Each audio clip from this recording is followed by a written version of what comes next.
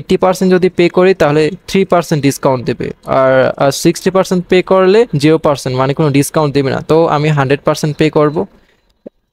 100% pay করার জন্য এই প্রসেস নিচে ক্লিক করব। ক্লিক করার পর এখানে আপনার নাম, নাম্বার, ইমেইল সব তো আগে দিছিলেনই, এই জন্য মানে এখানে দিতে হবে। আপনার ডিস্ট্রিক্টটা সিলেক্ট করতে হবে, আর ডেলিভারি মেথড সিলেক্ট করতে হবে, আর ইমার্জেন্সি কন্ট্যাক্ট নাম্বার। তো আমার ইমার্জেন্সি কন্ট্যাক্ট নাম্বার আমি দিয়ে দিতেছি।